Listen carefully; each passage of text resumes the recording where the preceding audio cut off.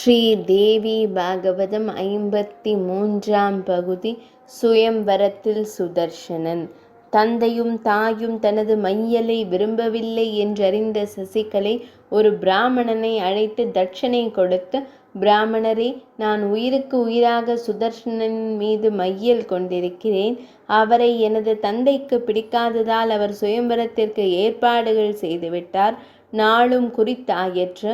56 தேசத்து அரசகுமாரர்கள் வரத் தொடங்கிவிட்டார்கள். அவரை தவிர வேறு யாரையும் திருமணம் செய்ய மாட்டேன். அவ்வாறு செய்ய நேரிட்டால் உயிர் துறப்பேன் என்று கூறுங்கள் என்று கூறினாள். அப்பிராமணர் உடனே சென்று சசிகலை கூறிய செய்தியை சுதர்சனனுக்கு கூறினார். உடனே சுதர்சனன் பரத்வாஜ முனிவருக்கு அதனை கூறி அவரிடம் ஆசிர்வாதம் பெற்று சுயம்வரத்திற்கு செல்ல தயாரானான். அதை கேள்விப்பட்ட தாய் பயந்து நடுநடுங்கி, மகனே, உனது எதிரியான யுதாஜித்து உன்னை கொல்ல நினைக்கிறான். அவன் அங்கு கட்டாயம் வருவான். அத்துடன் சுயம்வரத்திற்கு பெரிய பெரிய அரசர்களெல்லாம் வருவார்கள். நீ தனித்தவன், எப்படி போராடுவாய்? அதனால் இந்த எண்ணத்தை விட்டுவிடு என்று அழுதாள். அதை கேட்ட சுதர்சனன், தாயே, இது அம்பிகையான பராசக்தியின் விருப்பம். அதை தடை செய்ய யாராலும் இயலாது. அதனால் அம்பிகையிடம் பொறுப்பை ஒப்படைத்துவிட்டு அவளை வணங்கியபடி இரு. பாகவதத்தை ஓது என்று கூறிவிட்டு தேரில் ஏறினான். அவனுடன் அவனது தாயான மனோரமையும் தாதியும் முனிவர்களும் தேரில் ஏறினர். தேர் புறப்பட்டு சென்று காசியை அடைந்தது.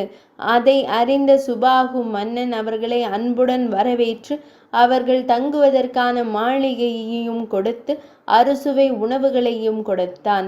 56 தேசத்து அரசர்களும் சுயம்வரத்திற்கு வந்தனர்.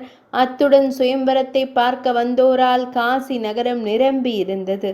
அங்கு மிகவும் எளிமையாக தங்கியிருந்த சுதர்சனனை கேலியாக பார்த்து, இவனும் தாயும் எப்படி சுயம்வரத்திற்கு வரலாம்? இவனுக்கு முனிவரின் ஆசிரமத்தை தவிர வேறு என்ன இருக்கிறது என்று பேசிக்கொண்டனர். அவனை கண்ட யுதாஜித்து, இவனை நானே அடித்துக் கொள்கிறேன் என்றான். அதை கேட்ட நீதியாக அரசாளும் கேரள தேசத்து மன்னன் கூறினான், இங்கு வீர விளையாட்டு எதுவும் நடைபெறவில்லை. நீ சுதர்சனனை குழந்தையாக இருக்கும்போதே கொல்ல நினைத்தவன். தர்மம் நீதி இல்லாதவன். உன்னது வயதிற்கு அவனை உன்னால் அடிக்க முடியுமா? இறைவியான தேவி இருக்கிறாள். அவள் யாரை தேர்வு செய்து வைத்திருக்கிறாளோ தெரியாது. காலா காலமாக தர்மம் நிலைக்கும், தீமை அழியும் என்ற நிலைதான் உள்ளது. ஆதலால் நீ நினைப்பது நடைபெறாது. அதனால் பேசாமல் இரு என்றான். 53ஆம் பகுதி நிறைவடைந்தது.